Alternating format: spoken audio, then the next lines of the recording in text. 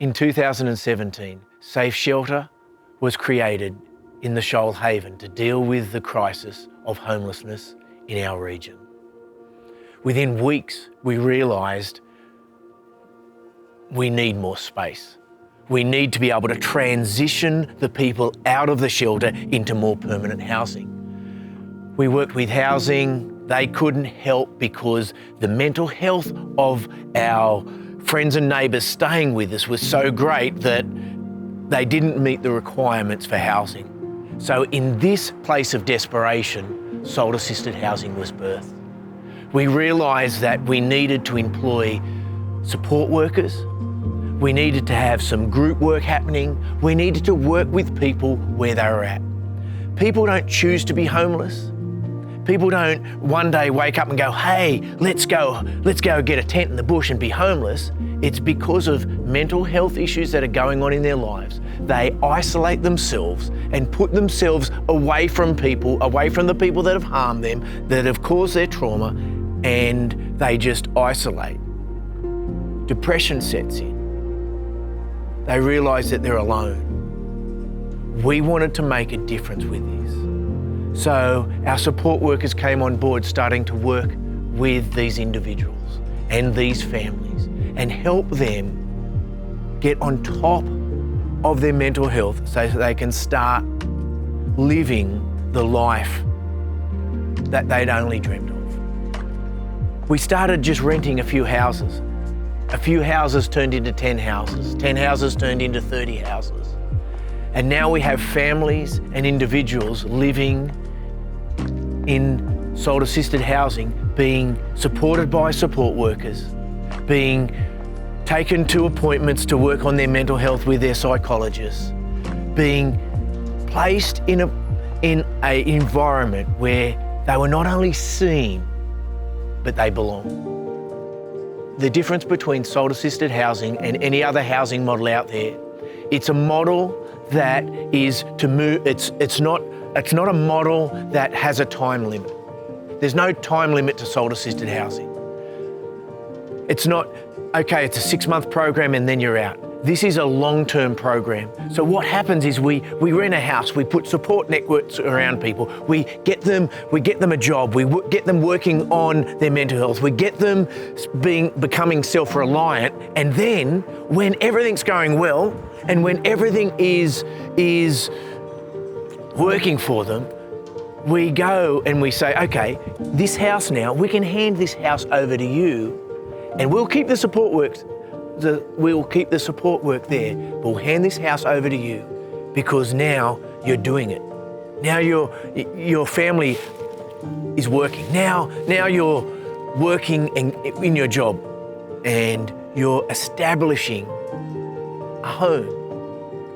Soul Assisted Housing is about establishing homes. It's not providing a house, it's establishing a home with the support networks around you so you can make the life that you want to make. I'd like you to hear from some of we don't call them clients, we call them our friends and neighbours. So I'd like you to hear from some of our participants in this program. I suppose reflecting back, thinking about some of the really challenging times. I mean, there's been plenty and I haven't got enough time to talk about it, but I do remember earlier on, I literally had nowhere to stay, and I actually, went to the bushes to sleep.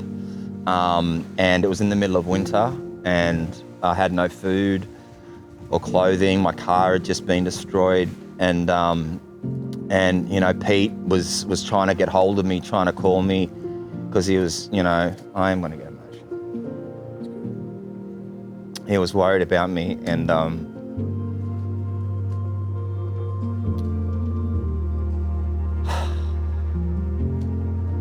Yes. So I went from there into the shelter, but once again, it's to know where my life is now. In terms of finances restored, car, in a really, really good headspace, and a great community of people that I love and care about me unconditionally. you know, it's a miraculous story, and I think it demonstrates what SALT's all about and what Pete and Meg are doing and the team's doing. You know, truly, you know, taking people who have been through horrendous experiences in life and transforming those lives. And you know, I've grown to know a lot of people who are involved in the program, so I'm just one of many. So you know, my story's common, and what they're doing with the Sassafras Farm and all their projects in terms of housing and the Safe Shelter truly are changing people's lives and having an impact on families and community associated with it. So I'm very much appreciative, and yeah, it's a good story.